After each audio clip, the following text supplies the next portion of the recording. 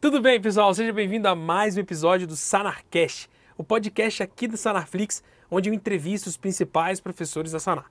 E no episódio de hoje a gente vai falar sobre tudo que o interno precisa saber sobre anticoncepção, com o professor Maurício Kitamura. Eu vejo daqui a pouquinho.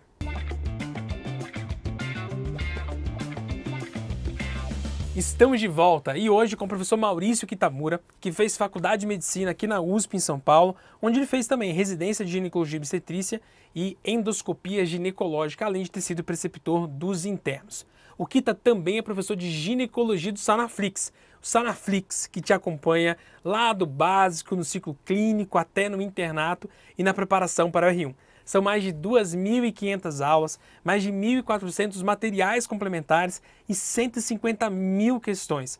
Tudo para que você possa tirar 10, seja no ciclo básico, seja na prova de residência médica. Aproveite e teste o Sanarflix por 7 dias de graça. É isso aí então. Kita, seja bem-vindo para a gente poder falar então sobre o que o interno precisa saber sobre anticoncepção. Eu queria começar com você, te contando uma história que foi real, essa história é real. No meu internato, não é minha não, mas é real. Tinha um internato, no meu internato... Aconteceu com um amigo meu. Aconteceu com um amigo meu, que era o seguinte, ó. A paciente, sempre que tomava anticoncepção, ela falava que estava se sentindo bem. E aí isso era 10, 15 anos atrás, a gente anticoncepcional dava náusea na paciente e tudo, né? E aí a gente falando, caramba, tá tudo bem, tá tudo bem, tá tudo bem, tá tudo bem, e ela parece grávida um belo dia. Aí que a gente foi averiguar como é que ela estava tomando anticoncepção. Ah, você resolveu engravidar? Não, uai. É que acabou engravidando, mas como é que acabou engravidando? Uai, não tinha que tomar a pílula? Tinha que tomar a pílula. Então, a gente estava tomando a pílula. E como é que você estava tomando a pílula? Ela pegava a pílula, partia no meio, e pegava meio para ela e metade para o marido, entendeu? Você já teve alguma história dessa, Kita, dessas confusões assim de anticoncepção que a gente acaba se perdendo? A gente vê bastante no dia a dia, né? E Na época de internato, coisa, né? eu não lembro disso, não. Até pra ser bem sincero, né? Quando a gente fala assim, anticoncepção no internato, o que você precisa saber? Eu não lembro. Você não lembra? Eu tenho certeza de nunca ter prescrito um contraceptivo durante o internato. Você lembra de nunca ter prescrito nada? Com certeza. Na verdade, eu prescrevi só quando eu era... Prescrevi, entre aspas, né? Mas eu fazia a liga do pré-natal. Então lá, depois da consulta de puerpério, eu prescrevia os métodos para paciente usar após puerpério. Tá. Mas no internato, eu não tive contato com prescrever. Prescreve uma pílula, né? Algo que parece ser tão básico. Sim. Nunca. Não. Então, assim, Quem que prescrevia? Não sei. Às vezes os residentes. Mas a questão é, assim, putz, é um tema tão importante, e eu saí da faculdade sem saber como prescrever. Sem saber como prescrever. Olha. Bizarro, né? Bizarro, né? Médico. Se eu te falar também que eu sabia prescrever, eu sabia não. Eu sabia decorado pra prova. Então, de mas residência aí, médica assim, só. a falha é o quê? É do serviço? É minha, que eu não fui atrás? Né? E ainda mais assim, Mas sabia fisiologia menstrual. Muito pouco. É? Eu acho que eu tive grandes falhas no meu aprendizado. Ficar decorando LH, quem faz pico primeiro. E aí eu lembro assim, sei lá, de anticoncepção, o que você lembra do internato? Eu lembro assim da aula de contraceptivos, a professora lá era uma professora que era especialista, né? E falava da função da progesterona, do estrogênio, que inibia não sei o quê, LH, FSH. Mas quando era na parte prática, né? Vamos prescrever. Isso. Eu não sabia. Nó. Então foi uma falha, né? Uhum. E eu aprendi mais ou menos na residência. E que a gente acaba até aprendendo mais depois na vida real, na vida prática. A paciente chega com hirsutismo e você fala assim, e aí, doutor, o que eu faço? Mas né? Isso é para ver como existe essa falha. Então imagina vocês aí, vão entrar no internato e falar assim, mas eu preciso saber tudo.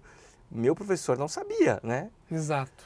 Então acho que a gente tem que tentar já pensar em como evitar esses erros, né? E como é que resolve não isso? faça esses erros que eu tive. Eu acho que talvez se eu tivesse nessa prática de até ver mais pacientes, atender mais, consultas de rotina, porque a gente às vezes negligencia, né? Eu quero ver no internato, então só aquelas patologias ginecológicas, né? Quero ver um câncer de ovário, câncer de endométrio. Eu acho que é interessante você ter contato com esses casos. Entendi. Mas será que planejamento familiar e contraceptivo para a vida não vai ser o mais comum, Exato, mais rotineiro? Sim. Mesmo que ele fale assim, então tá bom, mas eu não quero ser gineco. Talvez quando eu me formar eu vou trabalhar, às vezes, sei lá, como numa UBS. Talvez isso seja mais importante, né? Você saber fazer contracepção. Exato. E o que eu vejo assim tem muita gente, muito gineco, que acaba ganhando muito dinheiro, ou que se dá bem, muito bem, que tem um consultório muito bom, e que fica sempre batendo nisso. Por quê? Com a rede social, o que a gente mais vê essas pessoas perguntando é: eu tenho escape, eu não tenho libido, não sei. Ou seja, o cara não tá querendo saber se você tem uma puta formação, o cara quer saber por que problema, exato, por que a minha libido acabou, que depois que eu comecei a colocar o DIU. Ou sei lá, se eu botar o DIU, eu vou sentir dor na hora de poder ter relação sexual. Você tem essa impressão também? Sim, que parece sim. que a ginecologia meio que gira em torno da contracepção? Eu acho que porque se a gente for parar para pensar em temas de rotina e de consultório, talvez seja um dos grandes pilares, né? Exato. A paciente vem para rotina, então rotina geralmente a gente vai pensar no mínimo num Papa Nicolau, Tá. mas um outro ponto é não quero engravidar, né? Contracepção, ou quero só lá na frente, até lá eu quero me proteger. E eu acho que é um tema que é considerado básico na formação de qualquer médico, qualquer médica. Né? Exato. Então o mínimo a gente tem que saber. E eu não gostaria que vocês tenham essas falhas que eu tive durante o meu internato e durante os meus anos de faculdade, né? Sair sem saber prescrever uma pílula contraceptiva. E contracepção está envolvido nos principais temas também que são polêmicos, né? Por exemplo, uso de gestrinona ou não, entendeu? Sim. Querendo ou não, está envolvido ali, entendeu? Então, tudo que meio que manipula o corpo da mulher, me parece, eu tenho a impressão que a mulher vai ao consultório de ginecologia, obviamente, para poder buscar a contracepção, mas para poder buscar os efeitos adversos ou colaterais que acaba dando, entendeu? E acho que até isso é pouco abordado no internato, né? A questão também de pílula, né, envolve não só contracepção. Então imagina, às vezes a gente vai prescrever uma pílula para uma paciente que nunca teve relação e que não quer ter agora. Tá. Mas para tratamento de algumas doenças, algumas patologias ginecológicas. Então, tratamento de endometriose, sangramento uterino anormal, SOP, né, síndrome de ovário policístico. Sim, legal. Então acho que são alguns pontos importantes que a gente poderia até comentar aqui, né? Então, quando a gente pensa, por exemplo, em contracepção, mas como é que a gente vai começar? Vem uma paciente que quer auxílio, quer ajuda para não engravidar. Tá. Acho que tudo vai começar desde alinhar com a paciente, desde expectativas, né? O que ela tem e o que a gente vai poder fornecer, até para pensar em efeitos colaterais. E uma anamnese bem direcionada. Então, desde caracterizar como são o ciclo, como é que é o ciclo menstrual, como é que é seu fluxo, é um fluxo aumentado, como é que é sua cólica, tem muita cólica, né? Você quer usar um método para não engravidar, você está disposto a usar algum método hormonal, até tem paciente por questões talvez religiosas, não queira nada de método hormonal. Nenhum né? método hormonal. E aí pensar também, tá bom, você quer engravidar no futuro, em quanto tempo? Então vamos pensar num método de longa duração. Será que por uma paciente que quer engravidar em 6 meses, vale a pena a gente colocar um Implanon ou um DIU Mirena que tem duração de 5 anos, para uma paciente que quer engravidar em 6 meses? Então acho que são pontos importantes na anamnese. E outra coisa que a gente esquece são as comorbidades que podem contraindicar determinados métodos. Entendi. Então, se a gente for falar até de um tema básico e até uma referência bibliográfica, existem os critérios de elegibilidade da OMS. Esses critérios basicamente vão relacionar as comorbidades da paciente, o uso de alguma medicação e relacionar aos métodos contraceptivos, para saber se a gente pode ou não pode usar para determinada situação. Legal. Então, vou dar aquele exemplo clássico, né? A paciente que fuma, ela pode usar qualquer método? Teoricamente pode, desde que ela tenha menos de 35 anos. Paciente que fuma e tem mais de 35 anos, a gente vai evitar os métodos combinados. Entendi. Aí a gente vai voltar para aquele comecinho do podcast que eu falei, que eu aprendi na aula lá, que a professora falava do que? Método de estrogênio, de progesterona. Agora a gente tem que lembrar quais são os métodos, né? Quando a gente fala em método hormonal, a gente coloca até como se fosse uma coisa só, mas tem grupos diferentes aí. Quando a gente fala de método hormonal, Vini, eu posso ter métodos, por exemplo, de progesterona isolada, métodos combinados que combinam estrogênio mais progesterona, e eu tenho também o método de progesterona intrauterino, que é o DIU medicado, que teoricamente não tem a função sistêmica no corpo. De primeira passagem lá, entendi. E aí isso, né, cada um desses métodos tem efeitos bons e efeitos colaterais e algumas contraindicações. Tá? O grande vilão da história, que até fica bastante na mídia, são os métodos combinados. Porque o estrogênio está associado ao quê? Ao risco de trombose. Infarto, trombose. Então sempre aparece assim, não, porque a famosa X aí teve uma trombose ou um TEP usando pílula, né? Então agora querem fazer um plebiscito, eu já vi assim, plebiscito não. Mesmo? A Câmara dos Vereadores de Pirapora, de não sei o quê, quer institucionalizar a pesquisa de trombofilias para todas as pacientes que quiserem usar método hormonal. para saber se Imagina. contraindica ou não. Então isso a gente sabe assim, quando a gente fala até de risco de trombose, qual que é o risco de trombose numa população feminina jovem, né? Em um ano, a gente sabe que para cada 10 mil mulheres, 4 podem ter trombose. Olha. 4 em 10 mil, ok. Com método ou sem método?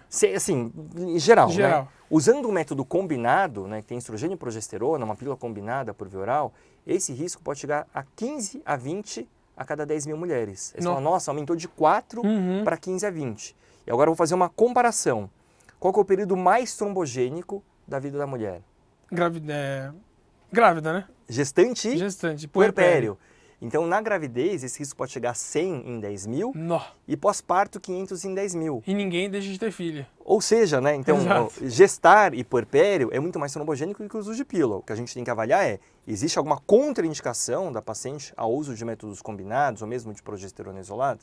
Então, acho por isso que essa parte da anamnese, entender os efeitos colaterais de cada um desses métodos acaba sendo importante para a gente fazer a prescrição adequada do método desejado pela paciente. Agora, você já teve alguma encrenca na hora de poder prescrever adolescente, Kita? Você já viu isso no internato? Eu não tive nenhuma Eu não adolescente, tive, tipo mas, já que a gente está falando assim até de prova, é uma questão de prova que até associa muito com gineco, pediatria e às vezes medicina preventiva. Exato. Qual que é a questão clássica? Isso sim, cai um monte. Estava comentando questão ontem, eu vi na verdade, duas e uma era de 2022. Que era assim, paciente, né, jovem, adolescente, 16 anos, vem na consulta e quer contracepção, né, porque começou a namorar e já teve relação. E aí as alternativas são, você não pode prescrever porque ela é menor de idade, só pode prescrever quando acompanhada do responsável. Sim. Na verdade, existe até do Código de Ética Médica, tem o ECA, fala que a gente tem que manter o sigilo nessas situações, né? Não é um caso de violência sexual, então a gente não tem que ter um acompanhante, um responsável junto da adolescente na hora de fazer essa prescrição. E até de adolescentes, né? Um termo que eu acho que vale até ressaltar aqui, é o LARC. LARC do inglês é Long Acting Reversible Contraception. Ah, tá. São os contraceptivos reversíveis de longa duração. De longa duração. Porque uma dúvida que às vezes a paciente tem, fala assim, mas quando eu vou usar um método, né, tem chance de falhar? Qualquer método tem chance de falha. O único que não vai ter seria a abstinência. Exato. A abstinência sexual você não vai ter como engravidar. Exato. Mas todo método tem, inclusive laqueadura. Laqueadura também tem chance de falha. Quais são os métodos que têm menos? Né? Então, métodos que não dependem da paciente. Então, a pílula funciona bem? Funciona otimamente bem. Mas a paciente vai ter que usar certinho, no mesmo horário, não pode esquecer, não pode pular. Métodos que não dependem da paciente tendem a ter uma eficácia melhor. Então, um exemplo é o DIU. Então, coloquei o DIU, tá lá, vai funcionar independente da paciente esquecer, porque não vai ter como esquecer de usar pílula, então vai funcionar bem. Sim. Então, esses métodos, a OMS até recomenda como uma fonte, uma alternativa para contracepção para essas pacientes jovens, adolescentes, que às vezes têm dificuldade para usar uma pílula por via oral. Tá. Tá bom? Perfeito. Então, são de longa duração e com uma eficácia altíssima. Inclusive, alguns, como o implante subdérmico de progesterona e o DIU de progesterona, eles são até mais eficazes do que a própria laqueadura, que é a contracepção definitiva. Olha, é mais eficaz do que a laqueadura? É mesmo? A laqueadura tem falha. Olha. Então, por exemplo, o Dilmirena, a chance de falha é de 0,2% em um ano. Então, 0,2% seria 2 gestações a cada 1.000 mulheres usando o Dilmirena em um ano. Tá. O Implanon é de 0,05. Nossa, Então, seria 5 em 10 mil. 5 em 10 mil. Exato. É muito baixo. E a laqueadura gira em torno de 0,5, 0,3, 0,4 de falha. Nossa, que interessante, cara. Então, o mais legal é que, assim, o interno precisa entrar no internato meio que já tentando entender que é importante saber o método, mas é importante entender o que a mulher traz de bagagem para que a gente possa definir o método para ela, né? Sim. E especialmente se ele for para a equipe de saúde da família, ele vai precisar disso sozinho para poder prescrever. Ele vai ter que confiar nisso, né? E aí não existe uma receita de bolo. Então, qual que é o melhor método contraceptivo? Não existe isso. A questão é que tem que ser individualizada. Por isso tem que ter essa bagagem da paciente e por isso vocês no internato têm que fazer essa anamnese bem completa e direcionada. Sim. Mesmo que seja uma consulta para rotina ou uma consulta só para contracepção. Perfeito. Tá? E onde que a gente acaba estudando muito isso? Tem aula sua no Sanaflix disso? Tem aula minha no Sanaflix e acho até como aulas para a gente pensar em contracepção, tem que saber o básico de fisiologia menstrual. E tem aula de planejamento familiar. Então, até uma aula que é um pouco mais extensa, eu falo desde a parte de função dos métodos. Então, como que a progesterona funciona, como que o estrogênio da pílula funciona. Vou falar também dos DIUs, dos critérios para laqueadura, né, para contracepção definitiva, e dos efeitos colaterais e contraindicações de cada um desses métodos. E é muito baseada também nesses critérios de elegibilidade do OMS. Então, acaba sendo um grande resumo do que eles precisam saber. Por exemplo, esses critérios, eu até acho que vale a pena, às vezes, em casos muito específicos, vocês olharem. Ele está em inglês, tem no site até do OMS, a atualização mais recente é de 2016. Mas é um livro de 136 páginas. Nossa! Assim, mas será que é importante que vocês aí no internato leiam esse guideline de 136 páginas? Sim. Não, acho que a gente pode tentar focar e vocês pegam o quê? O que já está tudo resumido. Tá? Pontos específicos, talvez valha a pena dar uma checada. Mas de resto, Por que a ele aula é tão acaba extenso? sendo... Porque, na verdade, vai falar de todas essas combinações. Paciente que usa rifampicina, pode usar progesterona, pode usar método combinado, pode usar diomirena. Então, vai ter toda essa linha para cada uma dessas questões. Aí fica gigantesco. Gigantesco. Isso, né? Então, assim, tem que ser completo e, na verdade, funciona para todo profissional de saúde. Não é mais como um texto de guia para você ir buscar quando tiver alguma dúvida. Tá bom? Mas na prática não dá pra gente ficar lendo isso todo dia. Então a gente já sabe os mais importantes. Que eu falei, tabagista, enxaqueca com aura, hipertensa. Legal, legal. E isso vale também para progestágeno sozinho? O quê? De contraindicações? Ficar olhando contraindicação, né? Sim. Progestágenos tem menos contraindicações, porque não tem um vilão do estrogênio. Tá. Mas tem também algumas. Então, vou dar um exemplo, né? Que essa daqui tem até na aula do professor Rodrigo Delmucci. Eu vi essa aula dele e tá certinho. Então, por exemplo... Na cirurgia? Na cirurgia. Então, mas a paciente tem alguma coisa? Não, ela tem um tumor no fígado. Tumores hepáticos, isso vale para o adenoma, que é um tumor benigno, e para o hepatocarcinoma, existe contraindicação formal ao uso de métodos hormonais. Isso vale tanto para método combinado, método de progesterona isolada e também para o diomirena. Então, mesmo o diomirena, que teoricamente só tem atuação lá no endométrio, é uma contraindicação para paciente que tem adenoma hepático ou o hepatocarcinoma. Legal. Então, acho que o que fica muito claro para mim aqui é o seguinte: o interno precisa ter noção das contraindicações, porque é isso que ele vai investigar muito na mulher.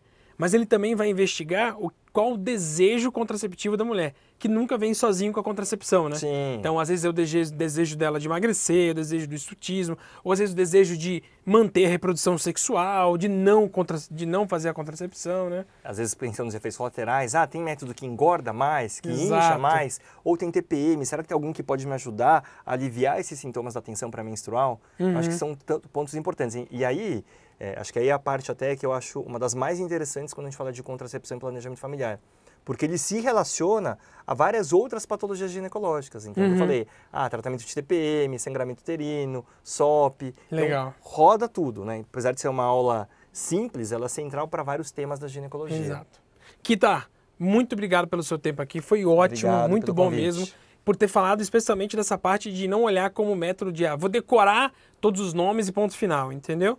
E se você quer continuar assistindo a aula do Kita, lembre que você tem 7 dias grátis no Sanaflix. Ele explica isso tudo que ele falou aqui rapidinho pra gente, muito pormenorizado lá, e eu tenho certeza que você vai adorar usar o Sanaflix, seja no ciclo básico, seja no ciclo clínico ou estudando no internato para a prova de residência médica. A gente se vê no próximo podcast. Até lá!